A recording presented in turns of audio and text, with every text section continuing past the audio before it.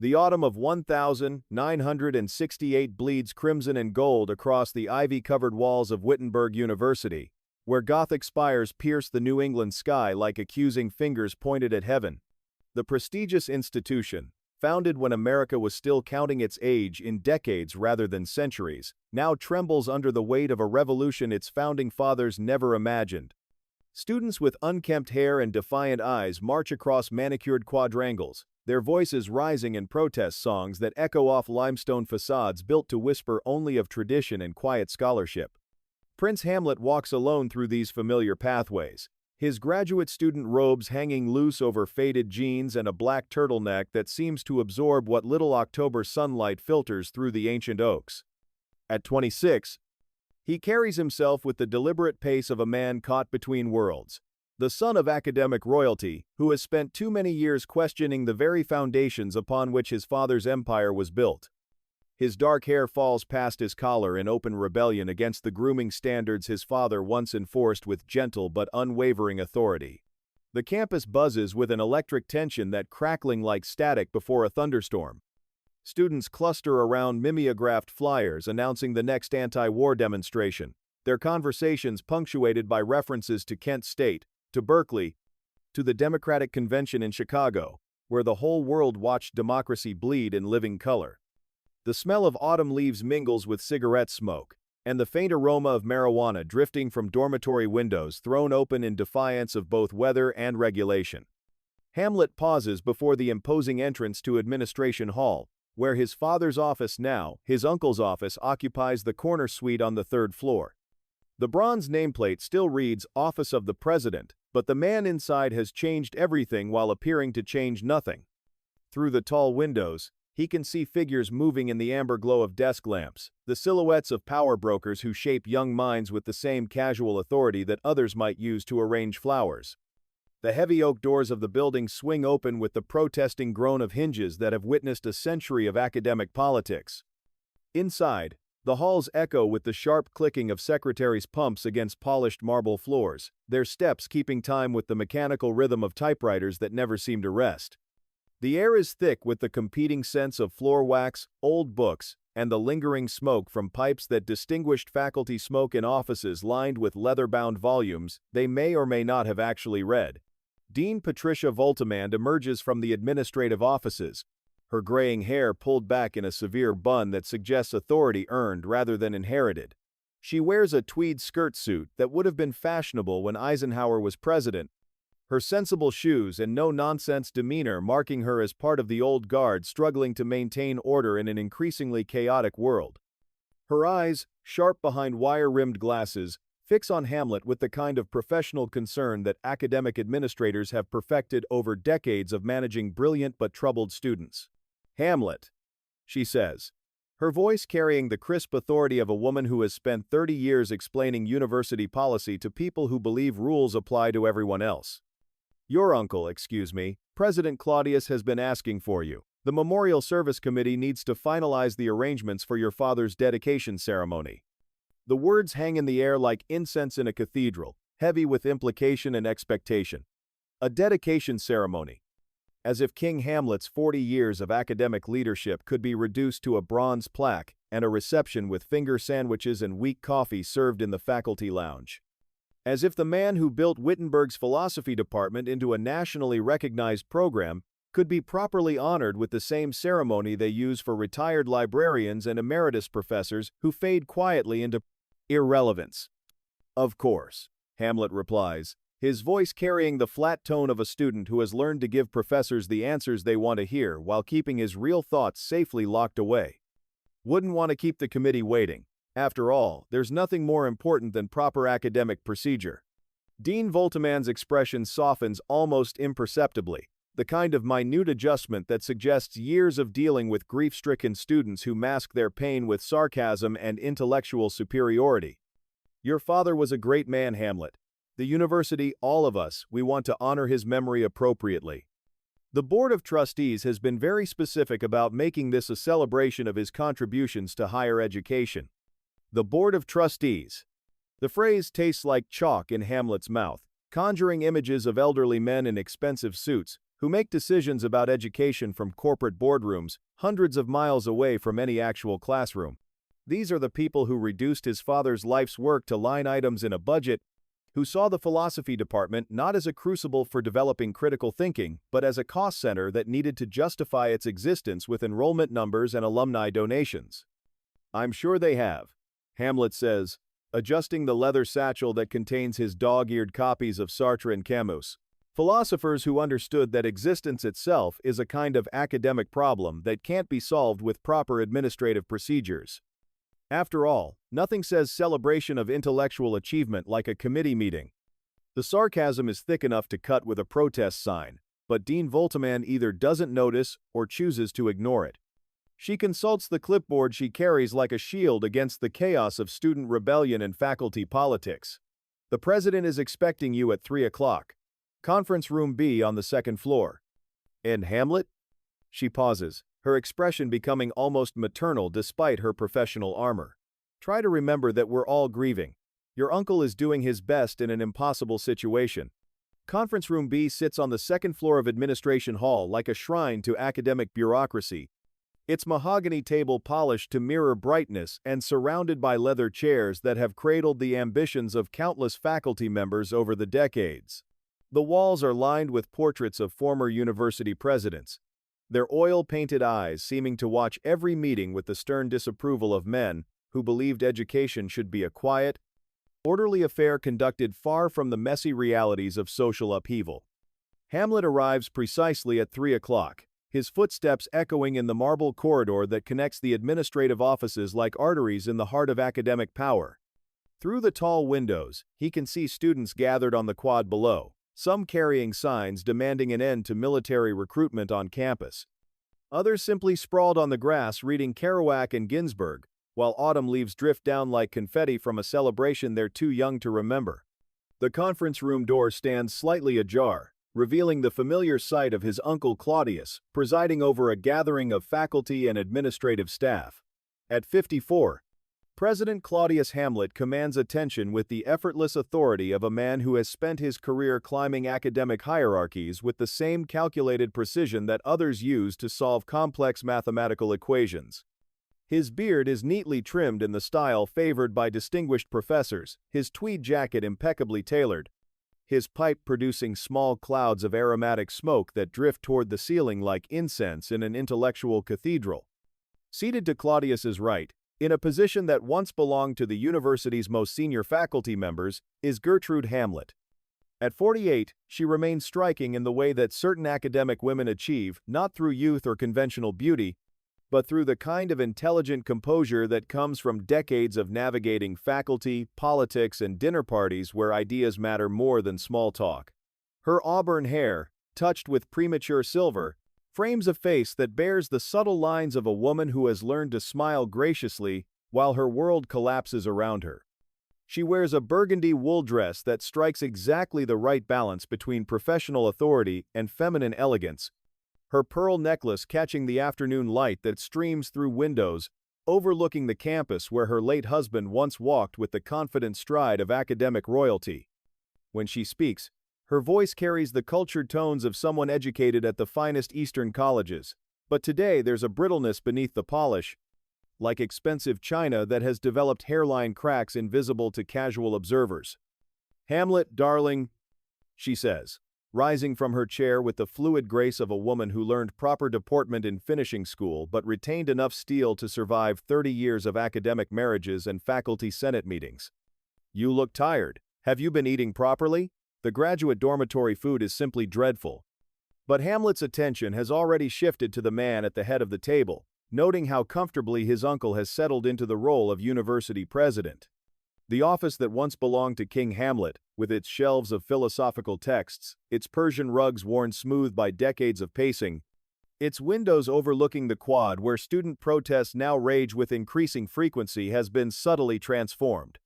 Gone are the dog-eared copies of Heidegger and Wittgenstein, replaced by more practical volumes on educational administration and fundraising strategies.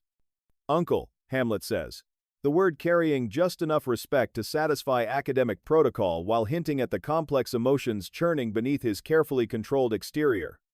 Mother mentioned a committee meeting about father's memorial service. Claudius sets down his pipe with the deliberate care of a man who understands that every gesture is being observed and interpreted by those around him.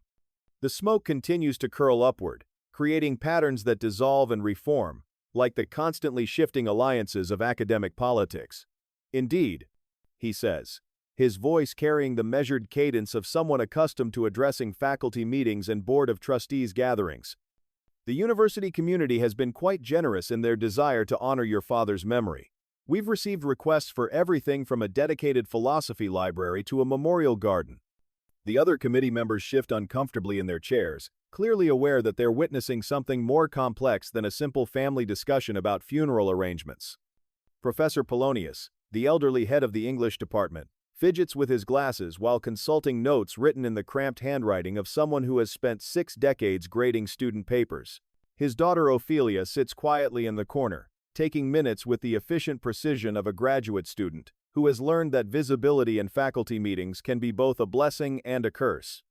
A garden, Hamlet repeats, the words hanging in the air like a challenge. How? Pastoral. I'm sure father would have appreciated being remembered with something that requires so little intellectual engagement. The temperature in the room seems to drop several degrees. The kind of academic chill that accompanies moments when scholarly disagreement threatens to become personal conflict. Gertrude's fingers tighten almost imperceptibly around her coffee cup, while Claudius maintains the expression of patient understanding that has served him well throughout his administrative career. Your father, Claudius says, leaning forward with the engaged posture of someone preparing to deliver a carefully prepared speech, believed that education should reach beyond the confines of the classroom. A memorial garden would provide a space for quiet contemplation, for the kind of philosophical reflection that was central to his teaching philosophy. The afternoon light filtering through the conference room windows has taken on the golden hue of late autumn, casting long shadows across the polished mahogany table, where the memorial committee continues their delicate dance around grief and administrative necessity.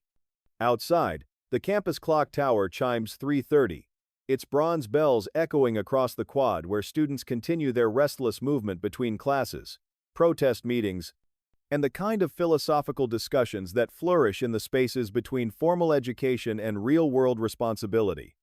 Professor Polonius clears his throat with the theatrical precision of someone who has spent 40 years commanding attention in lecture halls filled with distracted undergraduates. His bow tie, slightly askew after hours of committee work, gives him the disheveled appearance of a scholar who cares more about ideas than personal grooming. Perhaps, he ventures, his voice carrying the careful modulation of someone navigating academic politics, we should discuss the more immediate concerns regarding the transition of leadership. The words hang in the air like smoke from Claudius's pipe, heavy with implications that everyone understands but no one wants to address directly. Hamlet notices how his mother's posture changes almost imperceptibly, her shoulders squaring in the defensive gesture of someone preparing for an uncomfortable conversation. The pearl necklace at her throat catches the afternoon light, each bead reflecting tiny fragments of the world around her, the committee members, the portrait-lined walls, the son who watches her with eyes that have learned to see too much. The transition, Hamlet says, his voice carrying the kind of quiet intensity that philosophy graduate students perfect during late-night discussions of existential crisis and moral ambiguity, seems to have proceeded with remarkable efficiency. One might even say, unseemly haste. Dean Volteman shifts uncomfortably in her chair, her administrative instincts warning her that this faculty meeting is about to veer into territory that requires careful navigation. She has witnessed enough academic family dramas to recognize the signs, the subtle tensions, the loaded silences, the way personal grief can transform committee meetings into emotional battlefields, where decades of resentment get fought with parliamentary procedure and passive-aggressive rhetoric. Claudius maintains his composure with the practiced ease of someone who has learned to weather faculty senate confrontations and budget meetings with equal equanimity. He removes his pipe from his mouth, holding it like a prop in a performance where every gesture carries weight beyond its apparent simplicity. Your mother and I, he begins, his voice carrying the measured tones of someone making an official announcement, felt it was important to provide the university community with stability during this difficult transition period. The phrase hangs in the air like incense in a chapel, but to Hamlet's ears, it sounds more like a legal disclaimer than an expression of genuine concern. He watches as his mother's hand moves unconsciously to her left ring finger, where a new gold band catches the light alongside the engagement ring his father placed there 30 years ago. The gesture is small, almost imperceptible, but it carries the weight of revelation. Stability. Hamlet repeats, the word tasting like ashes in his mouth. And when exactly did you and mother decide that stability required such personal sacrifice on both your parts? The silence that follows is the kind that occurs in lecture halls when a student asks a question that cuts too close to the uncomfortable truth everyone has been avoiding. Professor Polonius busies himself with his notes, while Ophelia's pen hovers motionless over her minute book, as if the official record could somehow avoid capturing what everyone in the room now understands. Gertrude rises from her chair with the fluid grace of someone who has learned to maintain dignity under impossible circumstances. Her burgundy dress rustles softly as she moves toward the windows overlooking the campus, where students continue their eternal cycle of protest and study, their young faces bright with the kind of idealism that age and experience will eventually temper into pragmatic compromise. The Board of Trustees, she says, her voice carrying the careful modulation of someone who has rehearsed this explanation, felt that continuity of leadership was essential. Your father's sudden death, the heart attack left too many questions unanswered, too many programs vulnerable to budget cuts and political interference. But Hamlet is no longer listening to explanations or administrative justifications. His attention has been caught by something else entirely, a folded piece of paper that has been slipped under the conference room door, visible only as a thin white edge against the dark wood of the threshold. The paper seems to pulse with significance, like a message from beyond the carefully controlled world of committee meetings and memorial services. As the discussion continues around him, his uncle's measured explanations, his mother's defensive justifications, the committee members' uncomfortable attempts to maintain professional decorum, Hamlet finds himself drawn toward that simple piece of paper. In a world where everything has been reduced to official procedures and administrative protocols, this unscheduled communication carries the weight of possibility, of truth that exists outside the boundaries of institutional control. The campus bells chime 4 o'clock, their bronze voices calling across the quad where shadows are beginning to lengthen, and the first hints of evening gather in the corners of Gothic buildings that have witnessed generations of academic drama. Somewhere in the distance, a student protest song drifts through the windows, its melody mixing with the formal rhythms of committee business and the eternal human struggle between duty and desire, between public responsibility and private truth. The clock tower strikes midnight across the sleeping campus of Wittenberg University, its bronze bells cutting through the October air like a funeral dirge for the dying academic year. Most dormitory windows glow dark now, save for the occasional rectangle of yellow light where graduate students burn coffee-fueled hours, wrestling with thesis chapters and existential crises that seem equally insurmountable at this hour. The Gothic buildings cast long shadows across the quad, transforming familiar pathways into mysterious corridors, where truth and deception dance together like lovers in a waltz nobody else can hear. Hamlet walks alone through these midnight corridors, the mysterious note clutched in his hand like a talisman against the institutional lies that seem to multiply in the darkness. The message, scrawled in handwriting that trembles with either age or fear, had been simple but electrifying. Meet me in your father's old office. Basement archives. Midnight. Come alone. A friend. The words burn in his memory like phosphorus, promising revelations that the daylight world of committee meetings and memorial services has been desperate to avoid. The basement of Administration Hall exists in a different universe from the polished marble and mahogany elegance of the upper floors. Here, beneath the feet of university administrators and distinguished faculty, lies the true archaeological record of academic life filing cabinets stuffed with decades of correspondence, boxes of student records from forgotten graduating classes, and the accumulated detritus of institutional memory that nobody wants to examine too closely. The fluorescent lights flicker with the irregular rhythm of old electrical systems, casting harsh shadows that make even familiar objects appear sinister and strange. Professor Marcellus emerges from behind a towering stack of cardboard boxes, his usually immaculate appearance transformed by the underground environment into something more human and vulnerable. At 73, he represents the old guard of Wittenberg faculty, the generation that built the university's reputation through decades of quiet scholarship and genteel academic politics. His silver hair, usually perfectly styled for faculty senate meetings, now falls in disheveled strands across his forehead, while his tweed jacket bears the dust of archives that haven't been properly organized since the Truman administration. "Hamlet," he whispers, his voice carrying the conspiratorial urgency of someone who has spent too many years keeping dangerous secrets.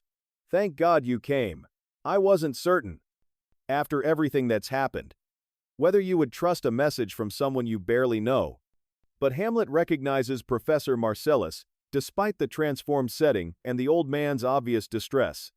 This is the emeritus philosophy professor who worked alongside King Hamlet for 30 years, who co-authored papers on ethics and moral philosophy that became required reading in graduate programs across the country. This is the man who delivered the eulogy at his father's funeral, his voice breaking with genuine emotion as he spoke of intellectual partnership and personal friendship that transcended the petty politics of academic life. "Professor," Hamlet replies, his voice echoing strangely in the concrete space lined with filing cabinets and forgotten furniture. "The note, you wrote it." Marcellus nods, his hands trembling as he leads Hamlet deeper into the archives, past shelves lined with bound volumes of faculty minutes, and boxes labeled with dates that stretch back to the university's founding. The air smells of old paper and industrial cleaning supplies, with an underlying mustiness that speaks of secrets buried too long in institutional basements where sunlight never penetrates. "Your father," Marcellus begins, then stops, his voice catching like a record player with a damaged needle. "What they told you about his death.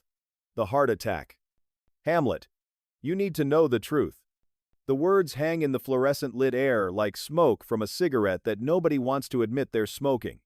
Around them, the archives seem to press closer, as if the accumulated weight of university history is preparing to reveal secrets that have been carefully hidden behind official explanations and administrative procedure. Marcellus moves with surprising agility for a man his age, weaving between stacks of boxes until he reaches a corner where several file cabinets stand like sentries guarding forbidden knowledge. From his jacket pocket, he produces a key ring that jingles with the metallic music of access to places that others are meant to avoid. The lock clicks open with the decisive sound of revelation about to be unleashed. "Your father came to me 3 weeks before he died," Marcellus says, his voice dropping to a whisper that forces Hamlet to lean closer. He'd discovered something about the university's defense contracts, about the military research being conducted in the basement laboratories of the science building. Research that violated every principle he'd spent his career defending.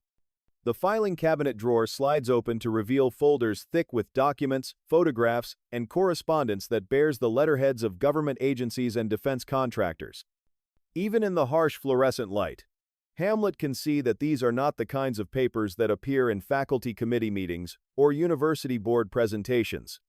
These are the documents that exist in the shadows of academic life, where intellectual curiosity intersects with political necessity and moral compromise becomes indistinguishable from institutional survival.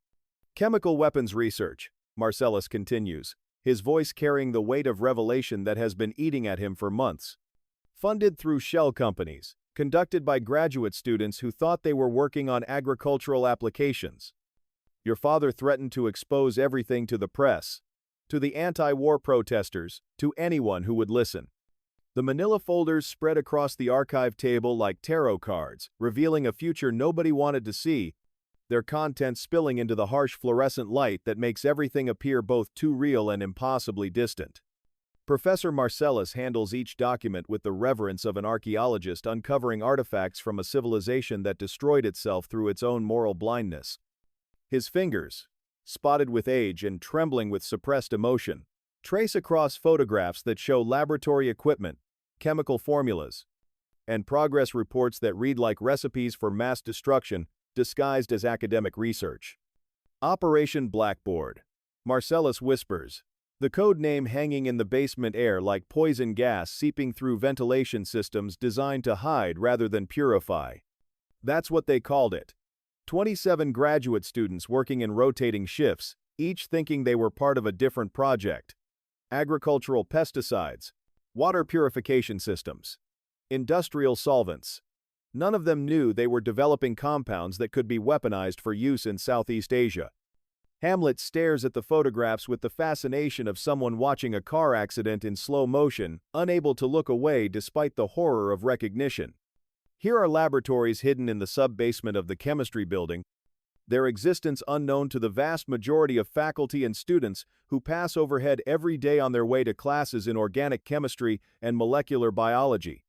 Here are invoices from shell companies with innocuous names like Agricultural Research Associates and Environmental Solutions Incorporated, each one funneling millions of dollars through the university's accounting system while leaving no trace of their true purpose. The funding, Hamlet says, his voice hollow with the realization of how deeply the corruption extends. Where did it come from? Professor Marcellus produces another folder, this one bearing the seal of the Department of Defense and stamped with classification levels that suggest information too sensitive for civilian oversight. Inside, Hamlet finds correspondence between his uncle Claudius, then serving as vice president for research development, and government officials whose names appear regularly in newspaper coverage of the escalating war in Vietnam.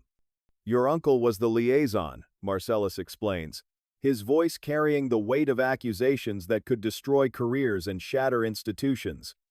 He negotiated the contracts, managed the security clearances, ensured that the right people remained ignorant while the wrong people received exactly the information they needed to keep the project operational. The documents paint a picture of systematic deception that reaches far beyond simple academic misconduct into the realm of war profiteering disguised as scholarly research. Here are memos discussing plausible deniability and compartmentalized information distribution. Here are budget allocations that bury military contracts within legitimate educational expenses, making it impossible for trustees or faculty senates to track where university resources are actually being deployed. Your father discovered all of this? Hamlet asks, though the answer is already written in the careful notations that appear throughout the documents in his father's familiar handwriting, margin comments that reveal the methodical investigation of a philosopher trained to follow logical arguments to their inevitable conclusions. King was meticulous, Marcellus replies, using the nickname that only the closest colleagues dared employ when referring to the university president. He spent months documenting everything, building an airtight case that would survive legal challenges and media scrutiny.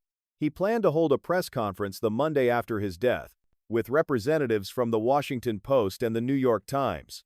The timeline hangs in the air, like a countdown to an explosion that never quite occurred, defused by the convenient timing of a heart attack that removed the primary threat to Operation Blackboard's continued existence. Hamlet's hands shake as he turns through pages of evidence that his father accumulated with the patience of a scholar and the determination of a crusader, each document representing another thread in a web of conspiracy that extends far beyond the ivy-covered walls of Wittenberg University.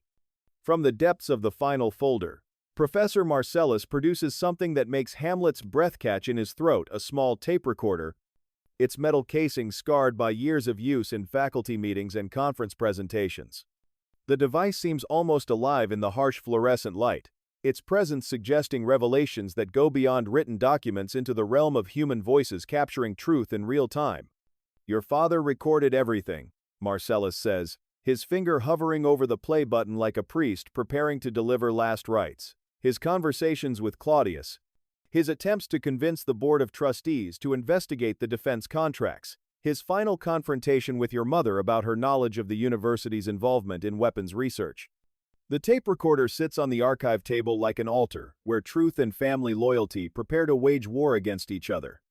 Hamlet stares at the machine with the mixture of fascination and dread that accompanies moments when the comfortable lies of normal life are about to be shattered by revelations too large and too terrible to ignore.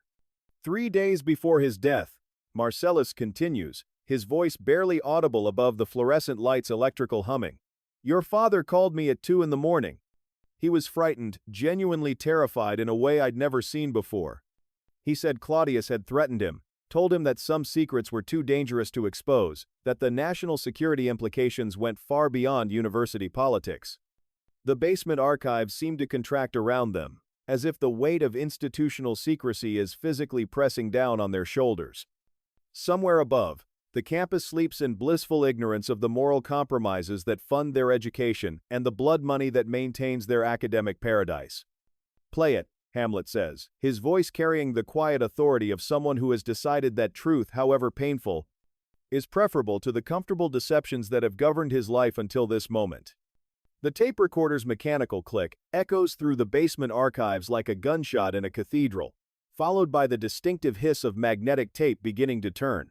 The sound quality carries the tinny resonance of academic equipment from an era when university budgets allocated more money to books than technology, but the voices that emerge from the small speaker are clear enough to resurrect the dead and condemn the living. King Hamlet's voice fills the concrete space with the familiar cadence that once commanded attention in faculty senate meetings and philosophy seminars. Even filtered through magnetic tape and basement acoustics, his presence transforms the archive room into a confessional where secrets too dangerous for daylight finally find their voice. October 15, 1968, 2:30 a.m. Private residence recording. The date stamp hangs in the fluorescent-lit air like evidence in a murder trial, which, Hamlet realizes with growing horror, is exactly what this has become. "I'm documenting this conversation for legal protection, given the increasing threats to my personal safety and professional reputation."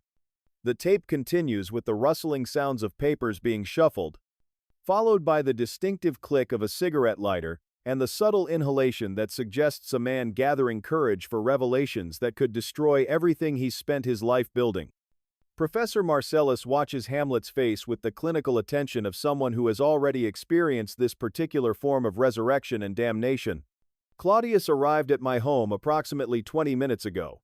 King Hamlet's voice continues, carrying the measured tones of someone trained to present evidence to skeptical academic audiences. "He was agitated, possibly intoxicated, demanding that I reconsider my decision to expose Operation Blackboard." His exact words were, "Some secrets are worth more than individual conscience, brother. Some truths serve no one." The basement seems to contract around them as the recording continues, capturing a conversation that took place in the comfortable study of the university president's residence, where leather-bound volumes of philosophy and ethics watched silently, as two brothers argued about the price of moral compromise. Hamlet can almost see the scene: his father in his usual evening attire of cardigan and slippers, his uncle pacing before the fireplace with the restless energy of someone whose carefully constructed world is about to collapse. "I told him," the recorded voice says, "that the university's involvement in weapons research violates every principle we've claimed to represent. These students trust us with their futures, their ideals, their faith in education as a force for human betterment. We've turned them into unwitting accomplices in mass destruction." Claudius's voice joins the recording now, though more distant, apparently unaware that his words are being preserved for posterity. His tone carries the frustrated authority of someone accustomed to having his arguments accepted without question. "You're being naive, King. The world is more complex than your philosophy textbooks suggest.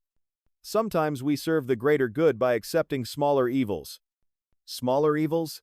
King Hamlet's voice rises with the kind of moral indignation that once made his lectures legendary among students who came to university seeking meaning rather than mere credentials. Chemical weapons that will be used against villages in Southeast Asia? Research that violates the Geneva Convention? This isn't moral complexity, Claudius. This is simple corruption dressed up in the language of pragmatism. The argument continues on the tape, growing more heated as philosophical differences become personal accusations.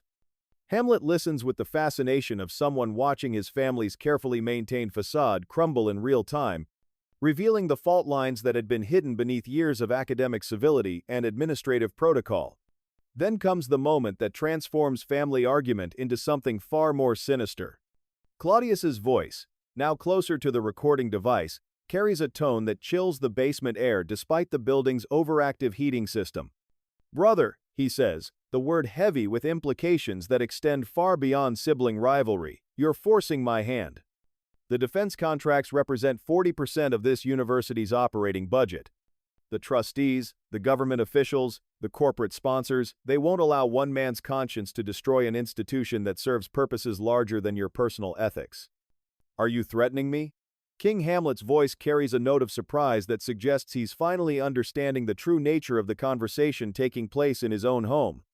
The pause on the tape stretches long enough for Professor Marcellus to light another cigarette.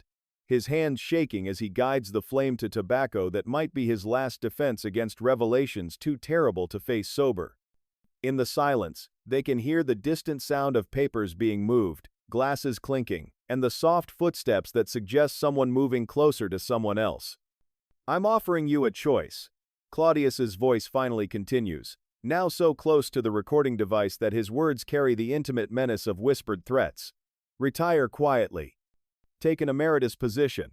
Let me handle the transition to new leadership. Your reputation remains intact, your family's security is guaranteed, and the university continues its important work without the disruption of public scandal. And if I refuse?" The tape hisses with the sound of empty air, then captures something that makes Hamlet's blood freeze, the distinctive sound of liquid being poured from a small container, followed by the gentle stirring of a spoon against glass. "Then you'll discover," Claudius says, his voice now carrying the calm authority of someone who has moved beyond negotiation into the realm of inevitability, "that academic life can be more dangerous than anyone imagines."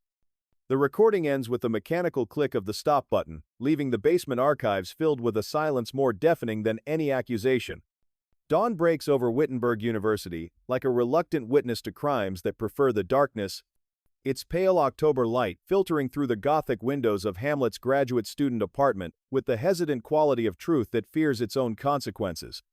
The small studio space, tucked into the converted attic of Henderson Hall, bears the accumulated chaos of a brilliant mind wrestling with impossible knowledge. Philosophy books lie open to passages about moral obligation and justice. Coffee cups multiply on surfaces like archaeological evidence of sleepless nights, and sheets of paper covered in frantic handwriting create a landscape of revelation and rage that no academic training could adequately prepare anyone to navigate. Hamlet sits at his desk, still wearing yesterday's clothes, the tape recorder from the archives positioned before him like a shrine to paternal martyrdom.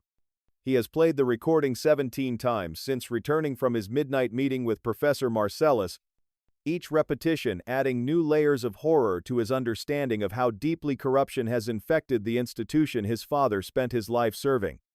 The mechanical voices of the dead and the guilty have become the soundtrack to a transformation that no philosophy textbook could adequately describe. The moment when abstract concepts of justice and revenge become personal imperatives that demand action regardless of consequence.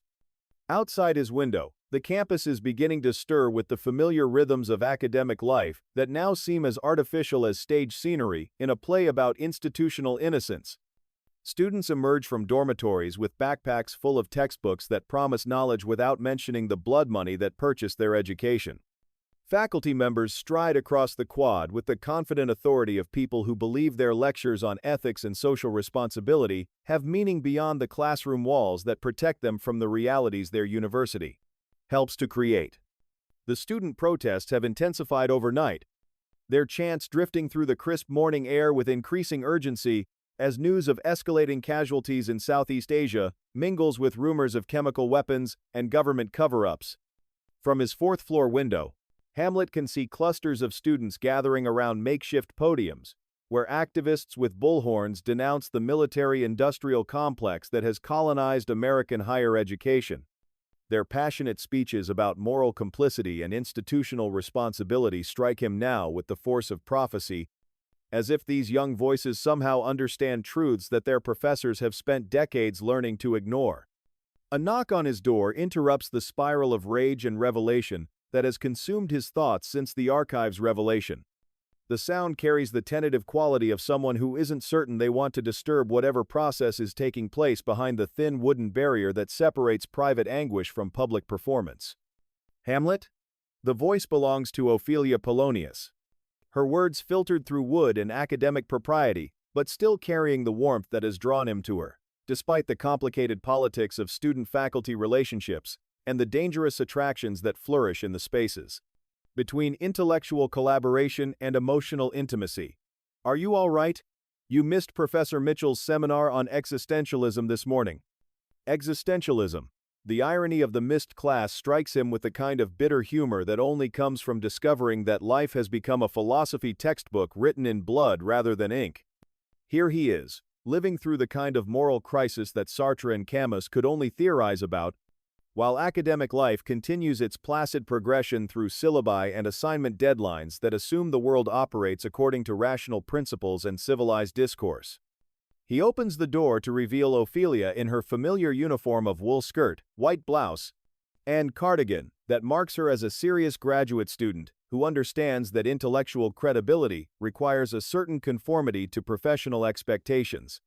Her dark hair is pulled back in the kind of practical style that suggests someone who has more important concerns than fashion, though the effect only emphasizes the intelligence that lights her brown eyes and the compassion that makes her pause outside the doors of troubled friends, when more practical people would simply leave messages with secretaries.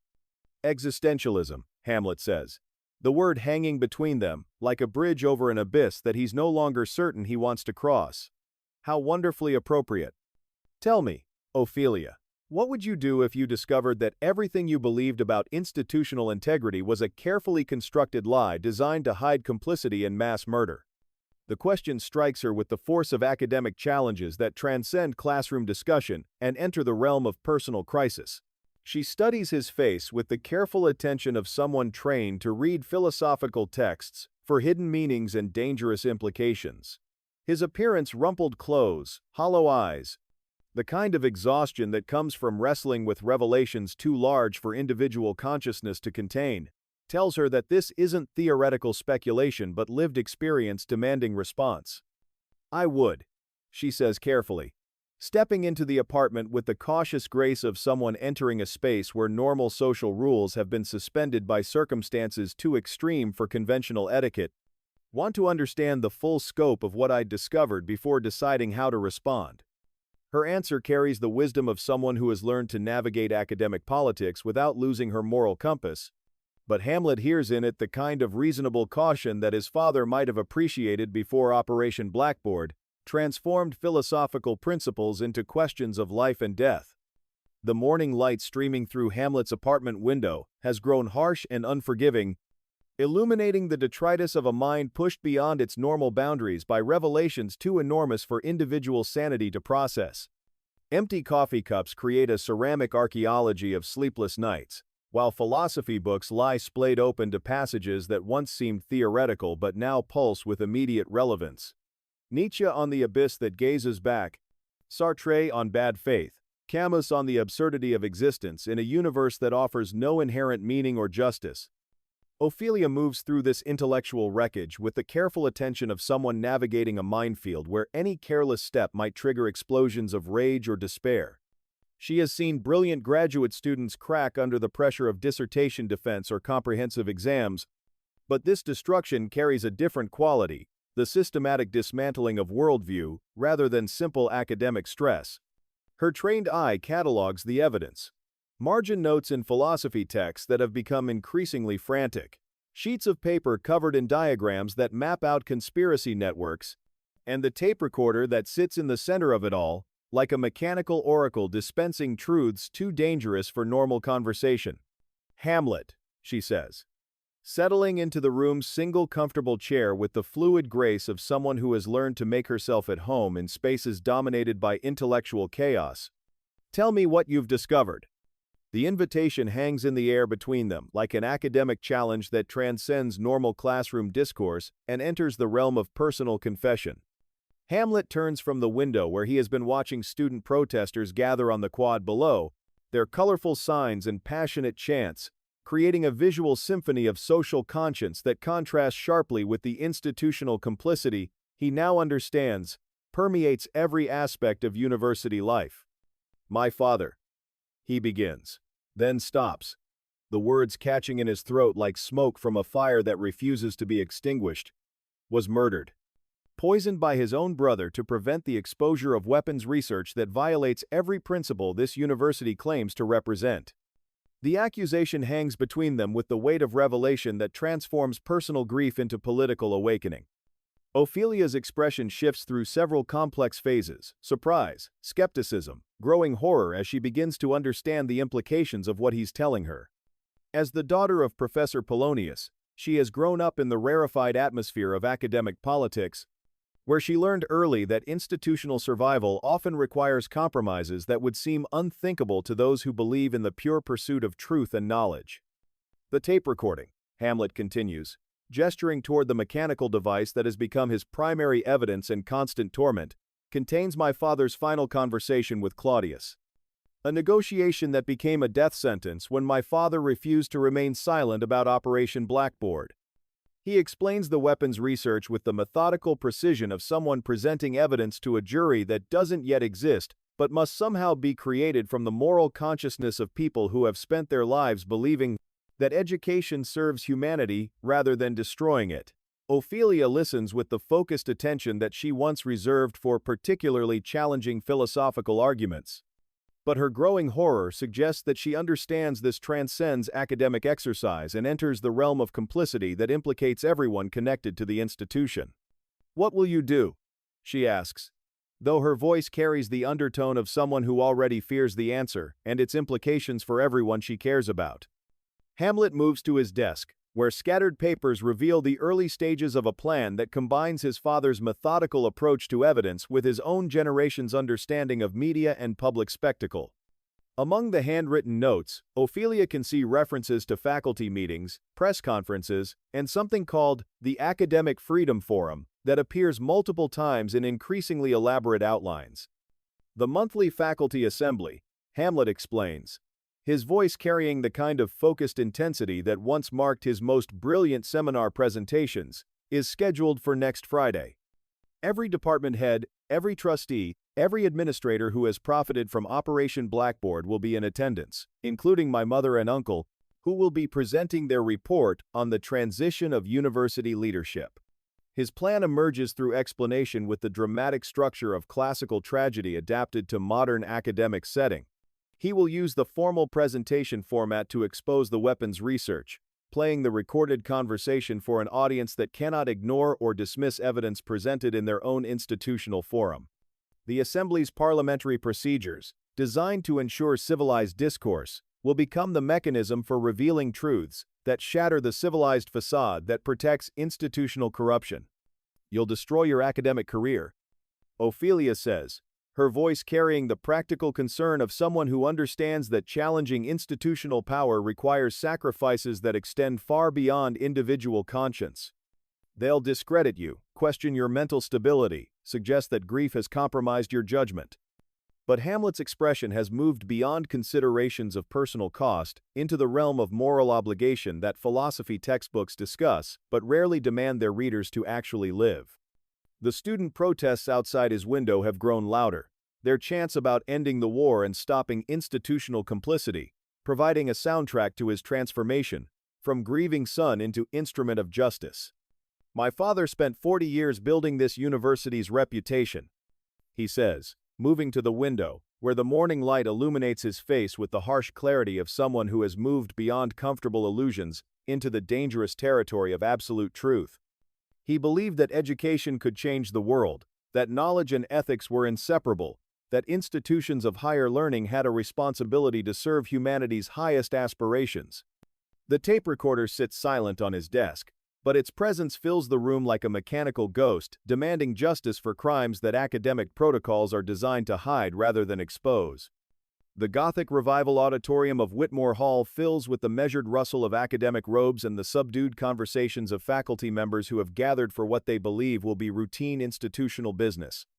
The monthly faculty assembly represents the closest thing to democracy that university governance allows, a carefully choreographed performance where dissent is permitted within strictly defined boundaries and real power remains safely concentrated in administrative offices, far from the reach of idealistic professors who still believe education should serve truth rather than expedience. Hamlet enters through the rear doors with the deliberate pace of someone carrying explosives disguised as academic materials. His doctoral robes hang properly over a dark suit that transforms him from graduate student into institutional equal, while the leather satchel slung over his shoulder contains the tape recorder and documents that will either restore his father's vision of academic integrity or destroy his own future in the process. The assembled faculty department heads in their 60s who remember when universities were smaller and ostensibly more innocent, Younger professors still idealistic enough to believe their research serves humanity's highest aspirations represent both his jury and his potential allies in a trial that academic protocol was never designed to accommodate. President Claudius presides from the elevated platform with the confident authority of someone who has learned to manage faculty assemblies through a combination of parliamentary procedure and administrative manipulation. His academic robes bear the distinctive hood of his Harvard doctorate, while his silver-streaked beard and wire-rimmed glasses give him the appearance of scholarly gravitas that has served him well throughout his climb up the administrative hierarchy.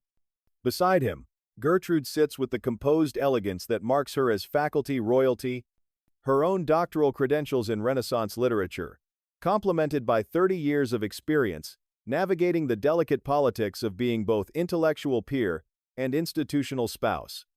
The agenda proceeds with familiar efficiency through budget reports and curriculum proposals, each item presented with the ritualistic formality that transforms potentially contentious issues into manageable administrative tasks. Professor Polonius delivers his annual report on graduate admissions with the ponderous thoroughness of someone who believes documentation can substitute for wisdom, while Dean Voltimand outlines new federal compliance requirements with the weary resignation of someone who has watched academic freedom gradually erode under bureaucratic necessity. New business, Claudius announces, consulting the printed agenda with the satisfaction of someone who believes he controls not just the meeting but the institutional reality it represents. We have a request from Mr. Hamlet Elsinore, to address the Assembly regarding matters of academic integrity and institutional responsibility. The recognition transforms the Assembly's casual attention into focused curiosity, the kind that accompanies moments when routine faculty business threatens to become genuinely interesting. Hamlet rises from his seat in the junior faculty section, moving toward the podium with the measured pace of someone who understands that he is about to cross a threshold from which there can be no institutional return.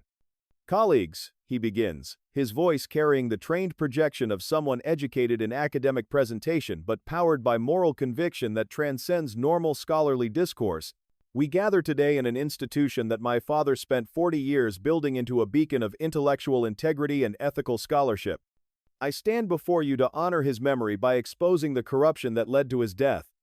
The auditorium fills with the kind of electric silence that precedes either revelation or disaster, faculty members shifting in their seats as they realize that routine assembly business has suddenly transformed into something far more dangerous and far more significant. Claudius maintains his presidential composure, but his hands tighten imperceptibly around the podium edges as he recognizes that his careful management of institutional narrative is about to be challenged by forces beyond administrative control. Hamlet produces the tape recorder from his satchel with the ceremonial gravity of someone presenting evidence in a murder trial, which, he now understands, is exactly what this has become. The device sits on the podium like a mechanical witness to crimes that academic protocols are designed to hide, its presence transforming the Gothic auditorium into a courtroom where truth and institutional survival prepare for mortal combat. Operation Blackboard, Hamlet announces, his voice carrying across the assembled faculty, with the authority of someone who has moved beyond career concerns, into the realm of moral obligation, represents this university's collaboration with the Department of Defense in developing chemical weapons for use against civilian populations in Southeast Asia. The research was conducted without faculty knowledge, funded through shell corporations, and administered by the man who now serves as our president. The revelation strikes the assembly like a physical force, faculty members reacting with combinations of shock, disbelief, and growing horror as the implications penetrate their consciousness. These are people who entered academic life believing that education serves humanity's highest aspirations, who have spent their careers assuming that institutional integrity was as fundamental as academic freedom itself. 3 weeks before his death, Hamlet continues, his finger hovering over the tape recorder's play button like a priest preparing to deliver last rites. My father recorded his final conversation with President Claudius. You will hear, in their own voices, how administrative convenience became murder when moral conscience threatened institutional profit. The mechanical click of the play button echoes through Whitmore Hall like a gunshot in a cathedral, followed by the resurrection of dead voices that transform faculty assembly into Judgment Day. The tape recorder's mechanical voice fills Whitmore Hall with the spectral authority of the dead, testifying against the living. King Hamlet's recorded words penetrating the Gothic acoustics like accusations that even stone walls cannot contain.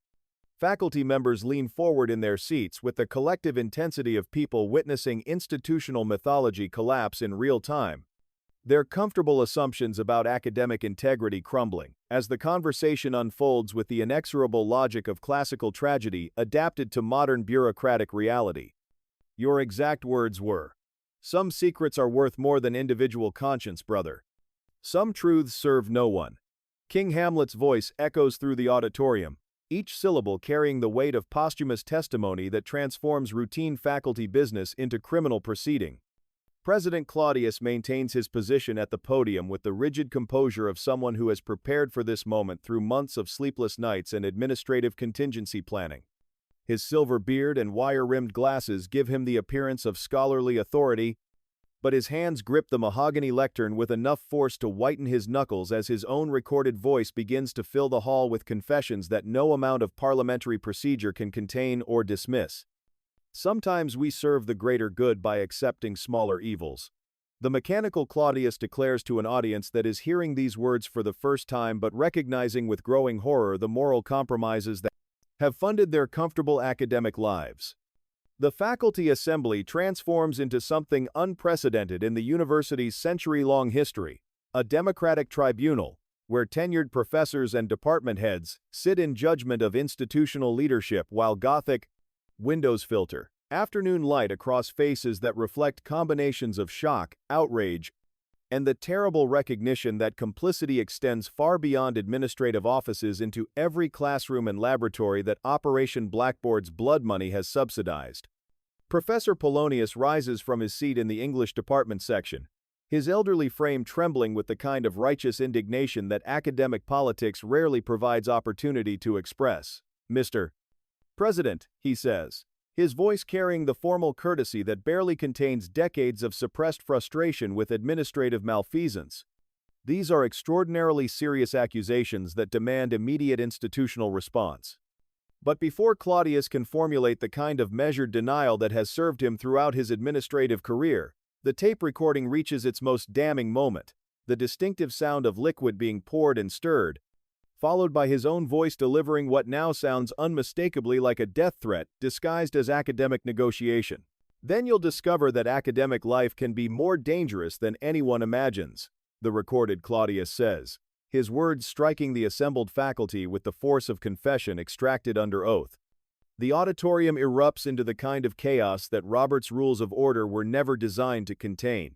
Faculty members surge to their feet, their academic robes creating a sea of black that mirrors the moral darkness they now understand has infected their institution.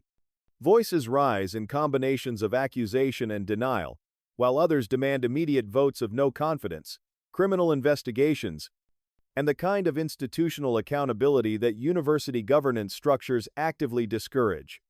Through this academic pandemonium, Gertrude sits motionless at the president's table, her carefully composed facade beginning to crack under the weight of public revelation that threatens to destroy not just her husband's career, but her own complicity in institutional crimes that extend far beyond administrative oversight. Her pearl necklace catches the Gothic light filtering through stained glass windows, each bead reflecting fragments of a world that no longer offers the comfortable certainties that once defined academic life. "Order!" Claudius shouts above the faculty chaos, his presidential authority finally beginning to fracture under pressure that no administrative training could adequately prepare him to handle. These recordings, assuming their authenticity, require careful institutional review through proper channels. This assembly is not equipped to conduct criminal investigations or render judgments on complex matters of national security. But Hamlet remains at the podium, the tape recorder before him, like a technological altar, where truth and institutional survival wage war for the souls of people who entered academic life, believing that education serves humanity rather than destroying it. His doctoral robes hang with the authority of someone who has moved beyond career concerns into the realm of moral obligation that philosophy textbooks discuss but rarely demand their readers to actually live.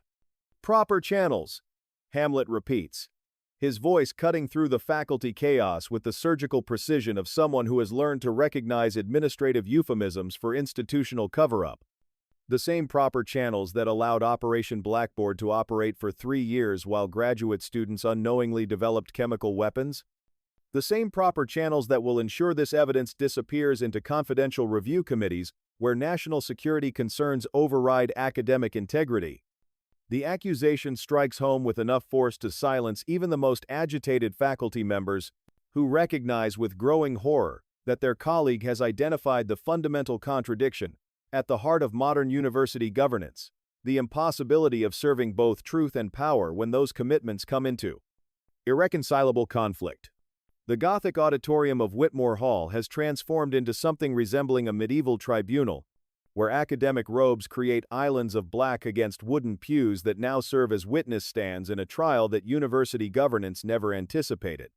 The afternoon light filtering through stained glass windows casts prismatic patterns across faces that reflect the moral spectrum of institutional complicity, some faculty members rising in righteous indignation, others shrinking into their seats as they recognize their own participation in systems they never questioned, and administrators calculating damage control strategies with the desperate efficiency of people watching their carefully constructed world collapse in real time. Dean Volteman rises from the administrative section with the measured authority of someone who has spent 30 years transforming complex moral questions into manageable bureaucratic procedures.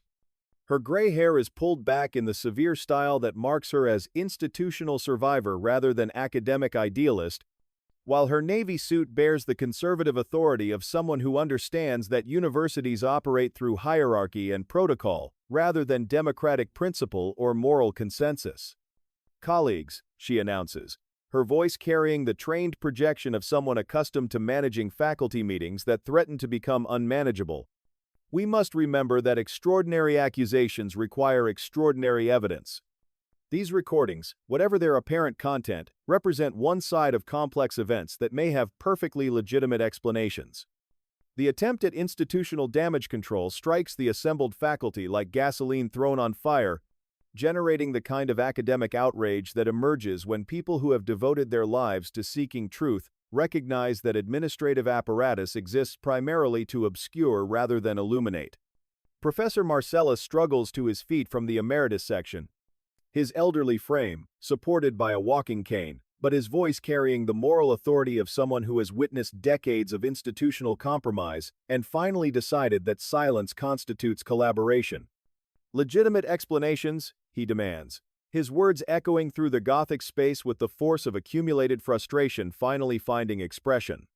What legitimate explanation exists for developing chemical weapons in university laboratories? What bureaucratic protocol justifies poisoning a university president who threatened to expose war crimes conducted with academic resources? The accusation hangs in the cathedral air like incense from a funeral service, while Claudius maintains his position at the presidential podium with the desperate composure of someone who recognizes that his carefully managed career is disintegrating under scrutiny that no administrative training could adequately prepare him to handle. His silver-streaked beard and scholarly appearance now seem like costume pieces in a performance where the script has been abandoned, and improvisation threatens to reveal truths that academic protocols exist specifically to hide. "Professor Marcellus," Claudius responds, his voice carrying the measured tones of someone deploying parliamentary procedure as defensive weapon, raises questions that this assembly lacks both jurisdiction and expertise to address. These matters involve classified research, national security considerations, and complex legal issues that require investigation by appropriate federal authorities rather than academic debate. But the faculty assembly has moved beyond the boundaries of institutional control into territory where moral conviction challenges, administrative authority, and democratic process threatens to overwhelm bureaucratic management. Student voices drift through the Gothic windows from demonstrations that have intensified throughout the afternoon, their chants about ending the war and stopping university complicity, providing soundtrack to an institutional crisis that mirrors the larger social upheaval transforming American society. Hamlet steps forward from the podium, with the deliberate pace of someone who understands that he has crossed the threshold from grieving son into catalyst for institutional revolution. His doctoral robes hang with the authority of academic credentials, but his expression carries the dangerous intensity of someone who has moved beyond career concerns into the realm of moral obligation that philosophy textbooks discuss, but rarely demand their readers to actually live. Federal authorities, he says, his voice cutting through faculty chaos with surgical precision. Who collaborated in establishing Operation Blackboard? The same national security apparatus that funded chemical weapons research through university channels? You're asking us to trust the very institutions that corrupted academic integrity in the first place. The logic strikes home with enough force to silence even the most administration-friendly faculty members who recognize that their colleague has identified the fundamental impossibility of seeking justice through systems designed to protect the crimes being investigated. Around the auditorium, professors and department heads exchange glances that carry the weight of recognition they are witnessing. Not just institutional scandal, but the collapse of comfortable assumptions about academic independence and moral authority that have sustained their careers. From her position at the administrative table, Gertrude finally breaks her silence with the controlled desperation of someone who recognizes that private family drama has become public institutional crisis. Her voice carries the cultured tones of academic royalty, but underneath lies the brittleness of someone watching everything she has built over 30 years of faculty, marriage, and administrative partnership crumble under scrutiny that threatens to reveal complicity extending far beyond her. Husband's office. My son, she says, the words carrying enough maternal authority to cut through faculty chaos and focus attention on family dynamics that have become inseparable from institutional politics. Grief can distort perception, create conspiracies where simpler explanations exist. Your father's death was tragic, but suggesting murder, suggesting that his own brother. Her voice breaks with what might be genuine emotion or carefully calculated performance. The Gothic auditorium fills with the kind of electric silence that accompanies moments when personal tragedy intersects with political revelation, creating drama that transcends both academic protocol and human understanding. The Gothic windows of Whitmore Hall frame an increasingly chaotic campus scene as word of the faculty assembly. Revelation spreads beyond the auditorium walls through the mysterious academic communication networks that transform institutional scandal into campus-wide crisis within minutes. Students abandon their afternoon classes to gather outside Administration Hall, their makeshift signs declaring Blood Money University and No War Research on campus. While television news crews arrive with the predatory efficiency of sharks following blood trails through academic waters that rarely attract such intense media scrutiny. Inside the auditorium, Hamlet faces his mother across a chasm that has grown far beyond family disagreement into institutional reckoning that threatens to consume everyone connected to Wittenberg University's carefully maintained facade of scholarly integrity. Gertrude's plea hangs in the cathedral air like a final attempt at damage control that might preserve some remnant of the comfortable world they once inhabited, where moral questions remained safely theoretical and family loyalty could coexist with institutional corruption. Mother, Hamlet says, his voice carrying the kind of controlled fury that emerges when personal betrayal intersects with public responsibility. You speak of grief distorting perception while sitting beside the man who murdered my father to protect weapons research that violates every principle this university claims to represent. What grief could be more distorting than the willful blindness that allows murder to masquerade as administrative transition? The accusation strikes Gertrude with visible force, her carefully composed facade cracking to reveal the moral exhaustion of someone who has spent months constructing explanations that her own intelligence refuses to accept. Her pearl necklace catches the afternoon light filtering through stained glass, each bead reflecting fragments of a Gothic world where truth and deception wage war for institutional soul. You don't understand, she whispers, her voice barely audible above the faculty chaos that continues to build like academic storm system beyond human control. The pressures, the government contracts, the threats to university funding if we didn't cooperate with defense research. Your father's idealism was admirable, but impractical in a world where institutional survival requires compromises that pure philosophy cannot accommodate. But her explanation only intensifies the faculty outrage that has transformed routine assembly business into democratic uprising against administrative authority. Professor after professor rises to demand immediate investigations, votes of no confidence, and the kind of institutional accountability that university governance structures actively discourage through Byzantine committee systems designed to diffuse rather than focus moral responsibility. The auditorium doors burst open with enough force to echo through the Gothic space like gunshots in a cathedral, admitting a contingent of federal agents whose dark suits and official credentials transform academic scandal into criminal investigation. The lead agent, a man whose appearance suggests government service rather than scholarly pursuit, approaches the podium with the mechanical authority of someone executing predetermined procedures that supersede university protocol. "Ladies and gentlemen," he announces, his voice cutting through faculty chaos with bureaucratic finality, "this assembly is terminated by order of the Department of Justice. All materials related to classified research projects are now under federal seizure, and individuals involved in unauthorized disclosure of national security information are subject to immediate detention." The transformation is instantaneous and complete. Gothic auditorium becomes crime scene, faculty assembly becomes suspect interrogation, and academic freedom becomes national security threat requiring federal intervention. Agents move through the auditorium with practiced efficiency, collecting tape recorders, confiscating documents, and identifying individuals whose participation in democratic process has suddenly become criminal activity. Hamlet stands at the podium watching his careful revelation transformed into federal cover-up, his evidence disappearing into bureaucratic machinery designed to protect the very crimes he sought to expose.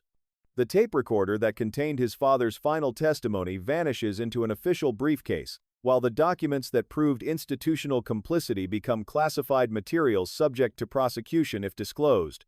"This is exactly what my father feared," Hamlet shouts above the chaos of federal seizure and faculty protest, his voice carrying the desperate authority of someone watching justice disappear into administrative procedure. The same institutions that funded weapons research now protect themselves by criminalizing the exposure of their crimes. But his words are lost in the larger cacophony of institutional collapse as federal agents escort faculty members from the auditorium, while television crews record footage that will transform Wittenberg University into national symbol of academic corruption and government cover-up. Through the Gothic windows, the campus demonstrations have swelled into something approaching riot, with students and faculty joining forces in protest that extends far beyond university politics into broader questions about institutional integrity and democratic accountability. President Claudius remains at the podium, his scholarly appearance now seeming like elaborate disguise for someone whose administrative career has become criminal conspiracy. The federal agents treat him with the deference accorded to government collaborator rather than criminal suspect, their professional courtesy suggesting that his cooperation in weapons research has earned protection that extends far beyond university politics into national security apparatus. Gertrude sits motionless at the administrative table, her carefully constructed world collapsing around her like Gothic architecture succumbing to forces too powerful for human engineering to resist.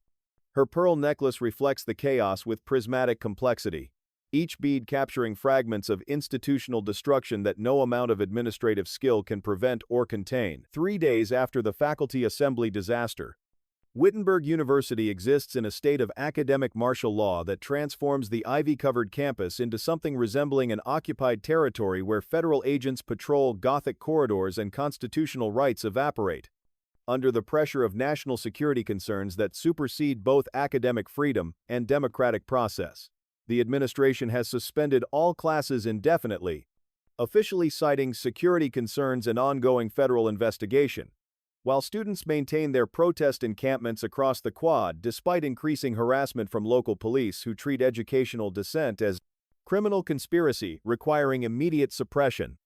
Hamlet walks through the campus cemetery at dawn, moving between weathered headstones that mark the graves of university presidents, distinguished faculty, and generous benefactors who built Wittenberg's reputation through decades of scholarship that now seems impossibly naive in its faith that education could remain pure, while the world around it descended into moral chaos.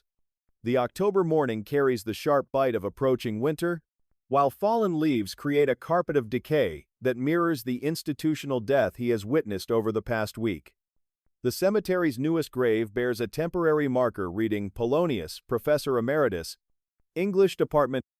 the stark inscription failing to capture the complexity of a man who spent 40 years navigating academic politics with sufficient skill to survive multiple administrative transitions but insufficient wisdom to recognize when institutional loyalty becomes moral complicity. His death, officially described as heart failure brought on by stress related to recent campus disturbances, occurred within hours of his interrogation by federal agents seeking information about faculty involvement in unauthorized disclosure of classified research. Beside the grave, Ophelia kneels in the wet grass with the motionless attention of someone who has moved beyond grief into the realm of catatonic withdrawal from reality, too painful for conscious mind to process.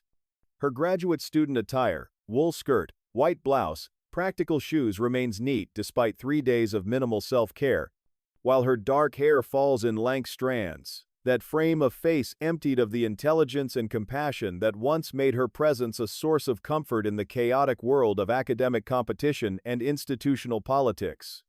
He believed in the system, she whispers without looking up from the temporary headstone, her voice carrying the hollow quality of someone whose faith in institutional integrity has been systematically destroyed by revelations too enormous for individual consciousness to contain. 40 years of faculty meetings, committee service, administrative cooperation. He thought academic protocol could protect truth from political pressure. Hamlet approaches with the careful attention of someone who recognizes that grief can transform familiar people into psychological strangers, requiring delicate navigation. The woman kneeling beside her father's grave bears only superficial resemblance to the brilliant graduate student who once challenged his philosophical arguments with intellectual precision and emotional warmth. The federal investigation has consumed her family, destroyed her academic future, and revealed institutional corruption that extends far beyond individual moral failure into systematic betrayal of educational ideals. Ophelia, he says, settling beside her in the wet grass with solidarity that transcends romantic attraction and enters the realm of shared witness to institutional destruction. Your father was a good man caught in impossible circumstances. The system he believed in was designed to corrupt good people through incremental compromise that transforms ethical flexibility into moral blindness. She turns toward him with movements that seem disconnected from conscious intention, her brown eyes reflecting the kind of psychological fragmentation that occurs when reality becomes too complex for normal mental processing to accommodate. The federal agents had questioned her for 6 hours about her father's knowledge of Operation Blackboard, about faculty conversations she might have overheard, about her relationship with the university president's nephew, whose seditious activities threatened national security interests that superseded academic freedom or constitutional rights.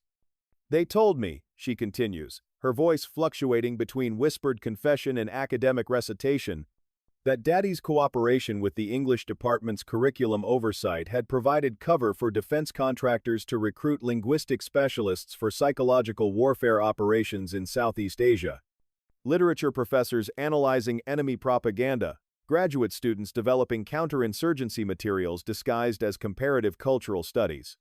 The revelation hangs in the cemetery air like morning mist that obscures familiar landscape and transforms known territory into alien geography, requiring new forms of navigation.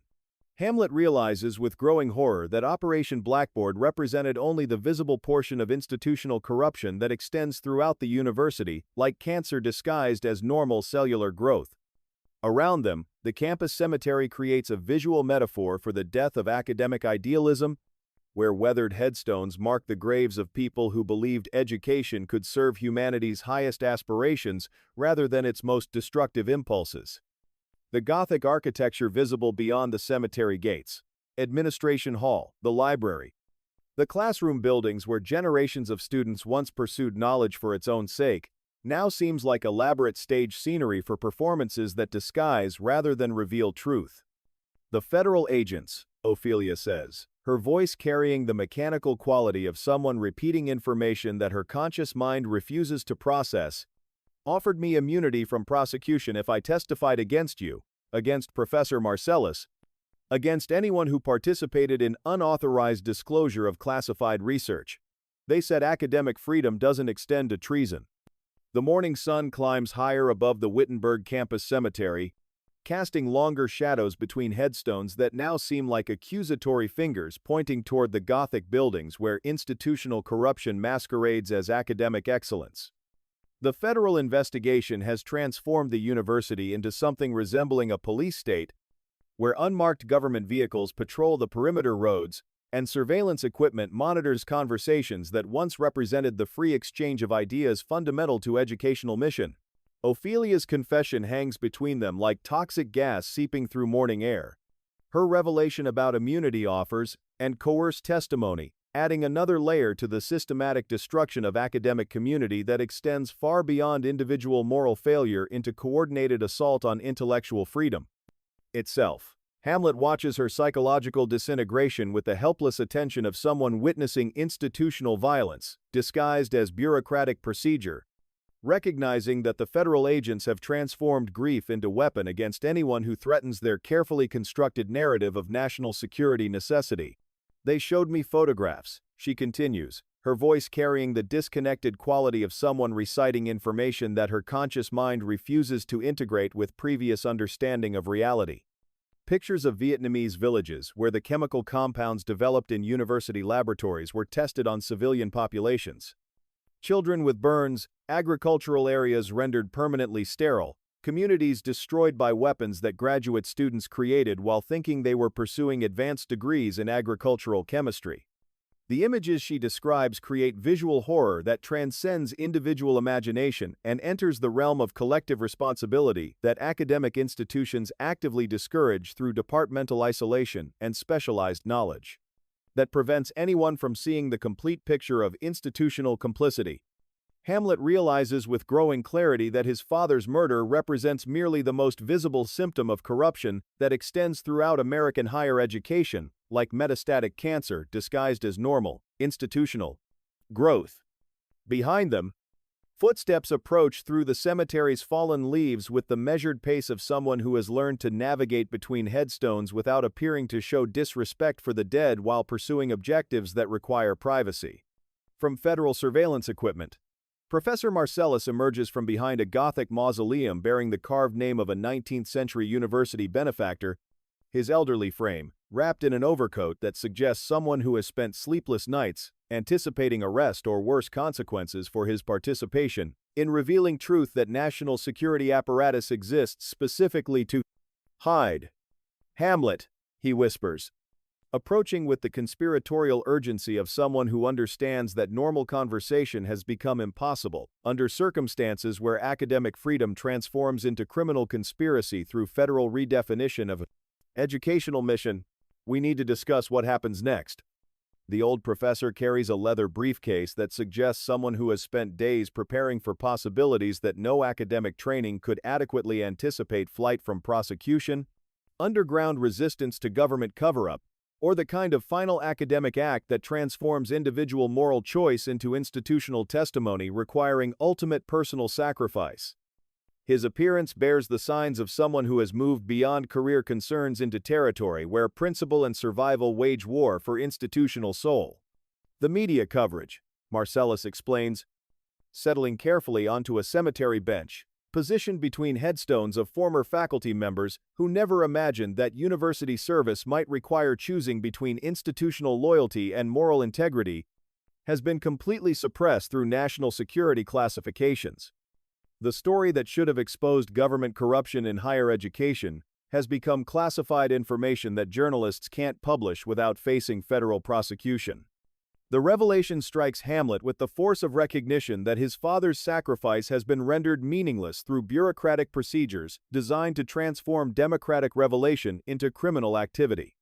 The tape recordings, the documentary evidence, the testimony that should have catalyzed national conversation about institutional integrity, all of it has disappeared into government files that classify truth as threat to national security, requiring indefinite suppression.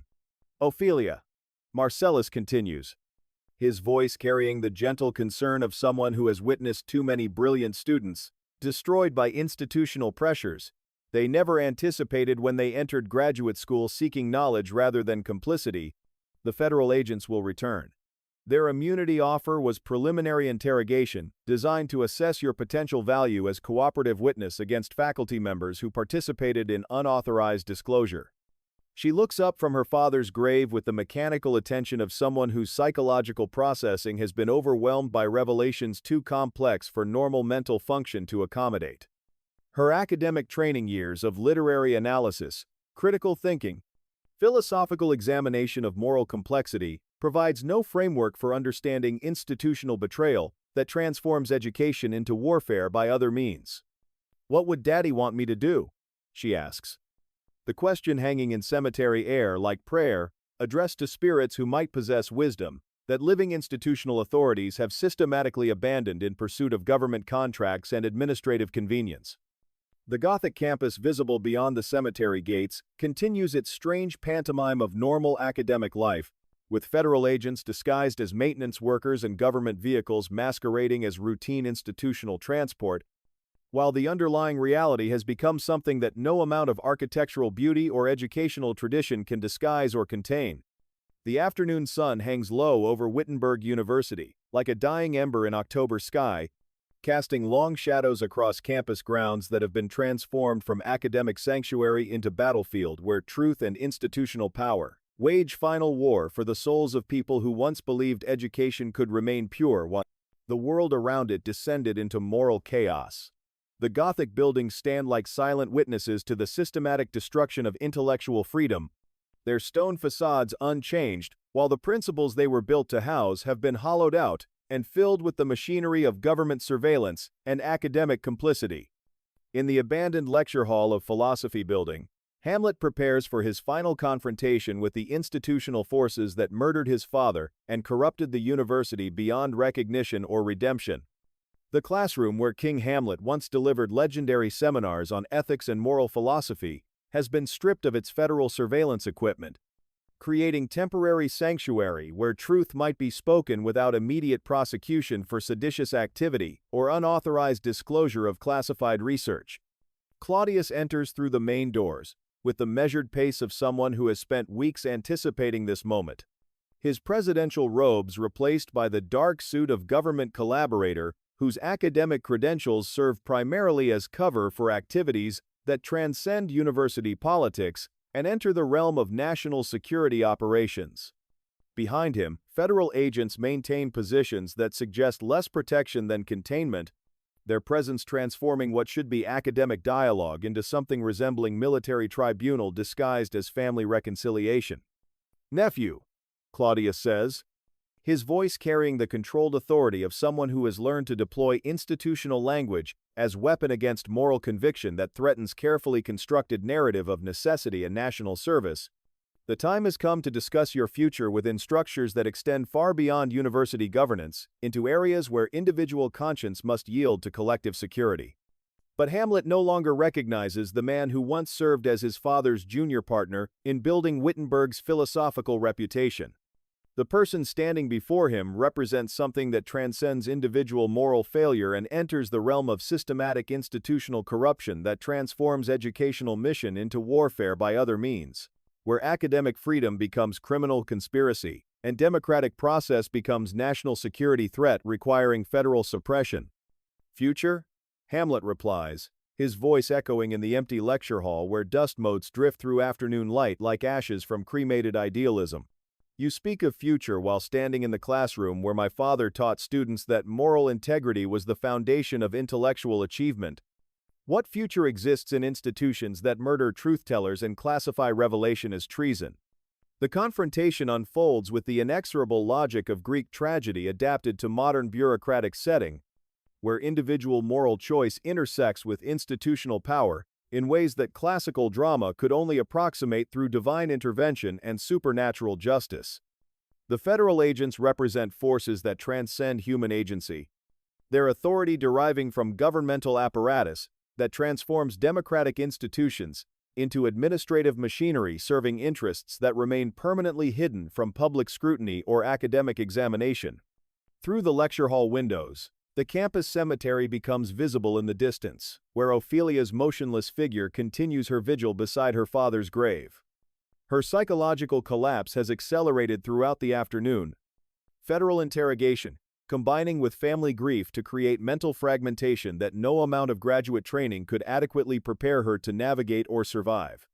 She won't survive the testimony they're demanding, Hamlet says.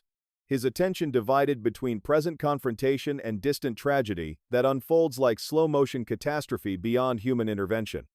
The federal agents are destroying her mind to create cooperative witness against faculty members whose only crime was believing that academic freedom included the right to expose institutional corruption. Claudius follows his gaze toward the cemetery with the clinical attention of someone who has learned to calculate acceptable losses in pursuit of objectives that transcend individual human cost.